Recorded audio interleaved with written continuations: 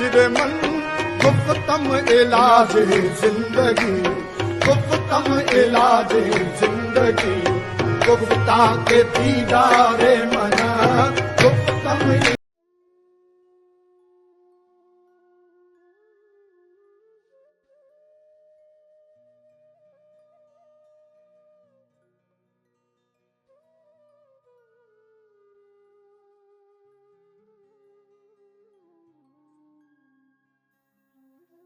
صاحب حال. جس طرح مشاہدے کا بیان مشاہدہ نہیں ہوتا، اسی طرح صاحب حال پڑھنے یا سننے والی بات نہیں، وہ دیکھنے والی شے ہے. اس کے جلوے فرد اور جنون کی سرحدوں پر ہوتے ہیں. جہاں اہل عقل کی آخری حد ہے، وہاں سے صاحب دل کی سرحد شروع ہوتی ہے. جذب و سلوک کے درمیان ایک منزل ہے جسے حال کہتے ہیں، اور جہاں ہونا نہ ہونا ہے اور نہ ہونا عین ہونا ہے. صاحب حال اس مقام پر ہوتا ہے جہاں قال کی ضرورت ہی نہیں ہوتی. الفاظ حقیقت کو معجوب کر دیتے ہیں. کہنے والا کچھ اور کہہ رہا ہوتا ہے اور سننے والا کچھ اور سننے لگ جاتا ہے. اسی لیے صاحب حال الفاظ سے گریزاں ہوتا ہے. وہ اس کائنات میں نئی کائنات دریافت کر چکا ہوتا ہے. وہ ظاہر سے باطن کی طرف رجوع کرتا ہے، اسم سے مسمى دریافت کرتا ہے، نعمت سے منعم کا عرفان حاصل کرتا ہے. وہ مطلع انوار صبح سے بھی لطف اندوز ہوتا ہے اور اس کی نگاہ ڈوبتے سورج کی لاش پر بھی ہوتی ہے. صاحب حال قطرے میں قلزم اور ذرے میں صحرا کو دیکھنے کی قدرت رکھتا ہے. صاحب حال تغیر و تبدل سے مروب و متاثر نہیں ہوتا. موسم بدلتے ہیں، زمین و آسمان کے جلوے بدلتے ہیں، آغاز و انجام کے رشتے بدلتے ہیں، لیکن صاحب حال نہیں بدلتا. وہ زندگی اور موت کو ایک حقیقت کے دو رخ سمجھتا ہے. وہ غم اور خوشی سے نجات پا چکا ہوتا ہے. وہ ماضی، حال اور مستقبل کو ایک ہی زمانہ سمجھتا ہے. وہ زمین و آسمان کے انوکھے رشتوں کا مفسر ہوتا ہے. اس فنا کے دیس میں صاحب حال ملک بقا کا سفیر ہے. صاحب حال اس زمانے میں کسی اور زمانے کا پیغام رسا ہے. وہ ایسا صاحب جنوں ہے جو خرد کی گتھیاں سلجھا چکا ہے. اس کی نگاہ 7 رنگوں سے بہت آگے ہوتی ہے. وہ بے رنگ کے نئے رنگ سے آشنا ہوتا ہے. صاحب حال کیفیت کے اس مقام پر ہوتا ہے جہاں تحیر بھی ہے اور شعور بھی، جہاں وارفتگی بھی ہے اور آگہی بھی. صاحب حال اسماء اور اشیاء کے معنی اور مفاہیم سے باخبر ہوتا ہے. وہ اس منزل پر ہوتا ہے جہاں سفر ہی مدعا سفر ہے. وہ خود آگہی کے ایسے دشت وحشت میں پہنچ چکا ہوتا ہے جہاں نہ فراق ہے، نہ وصال، نہ کوئی اپنا ہے، نہ غیر. وہ سکوت سے ہم کلام رہتا ہے. وہ ذروں کے دل کی دھڑکن سنتا ہے. اس کی نگاہ وجود اور موجود کے باطن پر بھی ہوتی ہے اور عدم اور نام موجود کی حقیقت پر بھی. وہ ذات اور صفات کے تعلق سے آشنا ہوتا ہے. وہ جانتا ہے کہ عیاں کا رابطہ ہر حال میں نہاں سے قائم رہتا ہے. صاحب حال خود ہی آخری سوال ہے اور خود ہی اس آخری سوال کا جواب. صاحب حال بغیر حال کے سمجھ میں نہیں آتا. اس کا قال بھی حال ہے اور خاموشی بھی حال. بہرحال صاحب حال اپنے وجود میں اپنے علاوہ بھی موجود رہتا ہے. معلوم اور نامعلوم کے سنگم پر صاحب حال گنگناتا ہے. آپ ایک ایسے انسان کا اندازہ کریں جس کی ایک ہتھیلی پر آگ ہو اور دوسری پر برف. وہ نہ آگ بجھنے دیتا ہے، نہ برف کا انجماد ٹوٹنے دیتا ہے. وہ ایک ایسی جلوہ گاہ میں محب کھڑا ہے جہاں آنکھ کی راہ میں بینائی کا پردہ حائل نہیں ہوتا. اس کی پیشانی زمین پر ہو تو اس کی سجدہ گاہ آسمان پر ہوتی ہے. وہ کسی کو نزدیک سے پکارتا ہے اور جواب دینے والا دور سے جواب دیتا ہے. اس کا دل اس کی آنکھ میں ہوتا ہے اور آنکھ دل میں ہوتی ہے. صاحب حال نمی دانم کے پردے میں دانائی کے چراغ جلاتا ہے. اس کی خاموشی میں جمال گفتگو کے جلوے ہوتے ہیں. اس کے قرب میں انسان اپنے آپ سے دور ہو جاتا ہے. اس کی محفل میں گردش زمان و مکان رک سی جاتی ہے. صاحب حال کوئی انوکھی مخلوق نہیں، وہ انسان ہے. انسانوں کی دنیا میں انسانوں کے درمیان رہتا ہے، لیکن اس کا انداز نظر انسانوں سے جدا ہوتا ہے. وہ معمولی سے واقعے کو غیر معمولی اہمیت دیتا ہے. درخت سے پتا گرے تو وہ پکار اٹھتا ہے، پتا ٹوٹا ڈال سے، لے گئی پون اڑا، اب کے بچھڑے کہاں ملیں گے، دور پڑیں گے جا. ایک صاحب حال نے جنازہ دیکھا، پوچھا یہ کیا ہے؟ جواب ملا زندگی کی آخری منزل. بولا اگر یہ آخری منزل ہے تو ہم کون سی منزل میں ہیں؟ کیوں نہ آخری منزل کو دیکھا جائے. بس تخت چھوڑ دیا، شہر چھوڑ دیا، جنگل کی راہ لی اور پھر راز آشنا ہو گیا. موسیٰ علیہ السلام کی صاحب حال سے ملاقات ہوئی. ایک دور کا پیغمبر اپنے دور کے صاحب حال سے مل کر حیران رہ گیا کہ یہ کون سا علم ہے؟ کتاب کا علم. کتاب کا علم تو موسیٰ کے پاس بھی تھا، بلکہ کتاب ہی موسیٰ کے پاس تھی. صاحب حال کسی اور زمانے کے واقعات میں مصروف تھا، موسیٰ اپنے زمانے کا حال دیکھ رہے تھے. نتیجہ ھذا فراق بینکم، یعنی جدائی.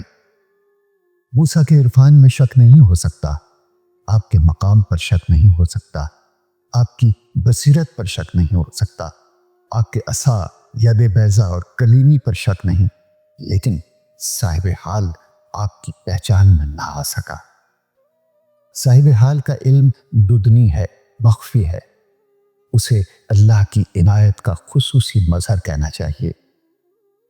ایک صاحب حال کا ذکر میتھیو آرنلڈ نے اپنی نظم اسکالر جپسی میں کیا ہے. ایک آدمی علم ظاہری کی اذیت سے تنگ آ کر علم باطن کے سفر پر نکل گیا. آکسفورڈ سے بھاگا ہوا طالب علم علم کی طلب میں سرگرداں رہا.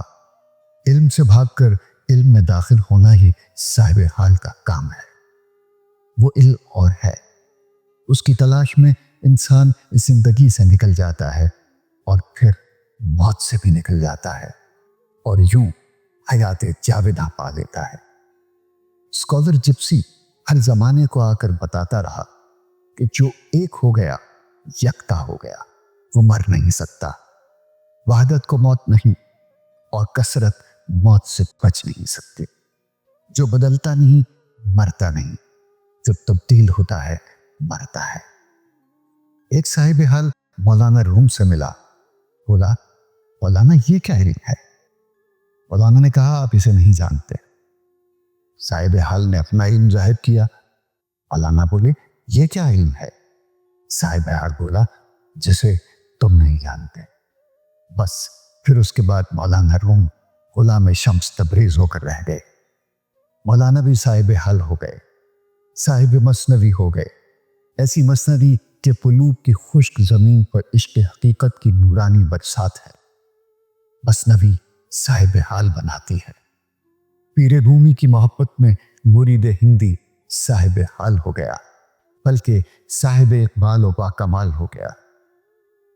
صاحب حال صاحب عشق ہوتا ہے، صاحب وجدان ہوتا ہے، صاحب مشاہدہ ہوتا ہے، صاحب یقین ہوتا ہے، صاحب ایمان ہوتا ہے، صاحب نسبت ہوتا ہے، اور سب سے بڑی بات یہ کہ صاحب نصیب ہوتا ہے.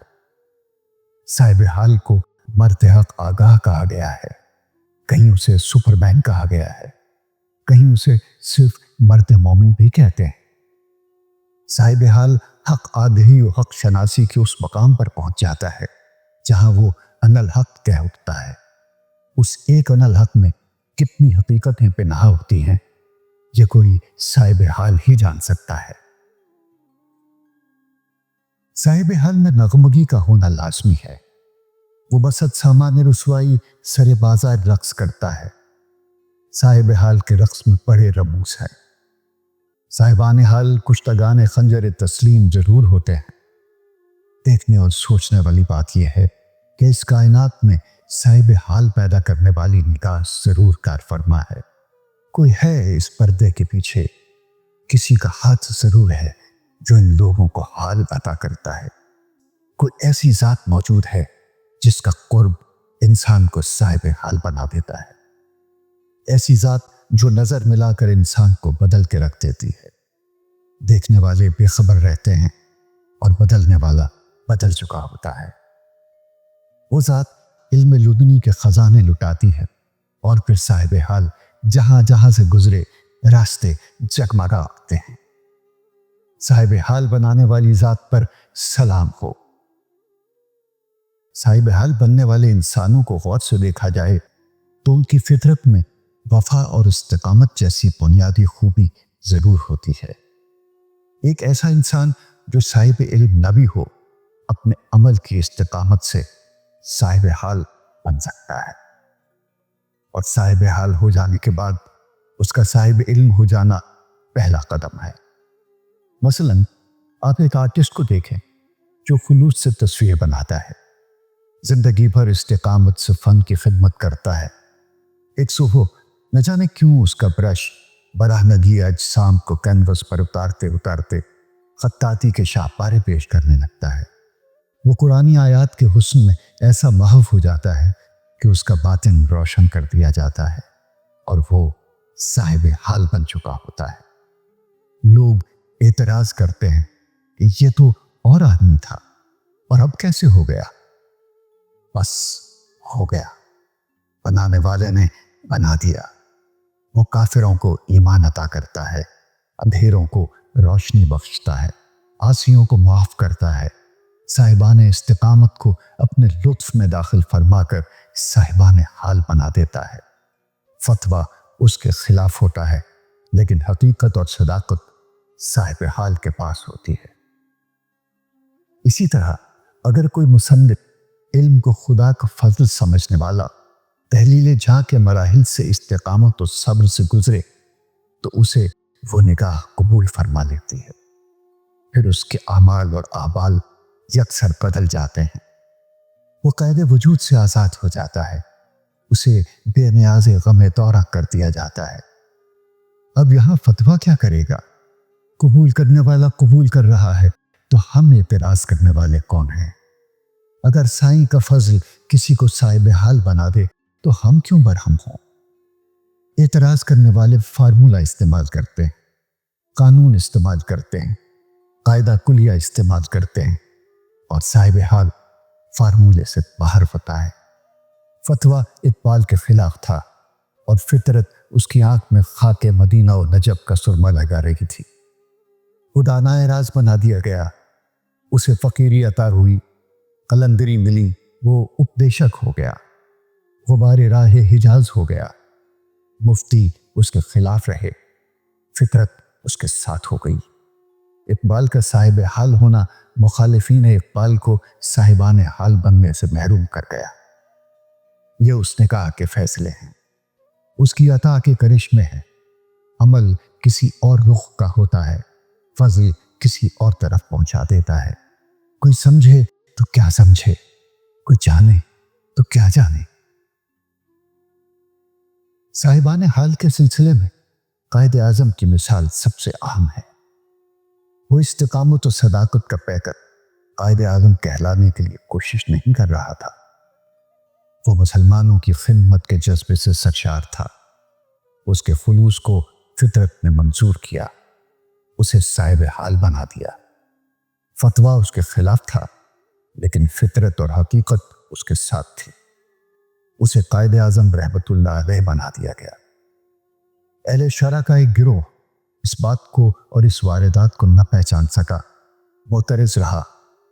اہل باطن پہچان گئے کہ یہ کسی کی نگاہ کی بات ہے، یہ فیض ہے کسی ذات کا، یہ نصیب کا فیصلہ ہے۔ اہل باطن قائد اعظم کے ساتھ ہو گئے، منزل مل گئی، ملک بن گیا۔ فتویٰ دینے والے آج تک نہ سمجھ سکے کہ یہ کیا راز تھا۔ قائد اعظم دلوں میں اتر گئے اور مخالفین دلوں سے اتر گئے۔ جس طرح ہمارے ہاں طریقت کے سلاسل ہیں، چشتی، قادری، نقش بندی، سہروردی وغیرہ، اور ہر سلسلے کا کوئی بانی ہے، اسی طرح قائد اعظم سے ایک نئی طریقت کا آغاز ہوتا ہے، اور وہ طریقت ہے پاکستانی اس طریقت میں تمام سلاسل اور تمام فرقے شامل ہیں۔ ہر پاکستانی پاکستان سے محبت کو ایمان کا حصہ سمجھتا ہے۔ ہمارے لیے ہمارا وطن خاک حرم سے کم نہیں۔ اقبال نے مسلمانوں کو وحدت افکار عطا کی، قائد اعظم میں وحدت کردار۔ آج اگر قوم میں کوئی انتشار خیال ہے تو اس لیے کہ وحدت عمل نہیں۔ وحدت فکر و عمل عطا کرنا وقت صاحب حال کا کام ہے۔ صاحب حال بنانے والی نگاہ کسی وقت بھی مہربانی کر سکتی ہے۔ وہ نگاہ ہی تو مشکل کشا ہے۔ نہ جانے کب کوئی صاحب حال قطرہ شبنم کی طرح نو کے خار پر رقص کرتا ہوا آئے اور قوم کے دل و نگاہ میں سماتا ہوا وحدت عمل پیدا کر جائے، اور ایک بار پھر ہاتھ آ جائے مجھے میرا مقام ہے ساقی۔ وقت کے صاحب حال کی خدمت میں بھی سلام۔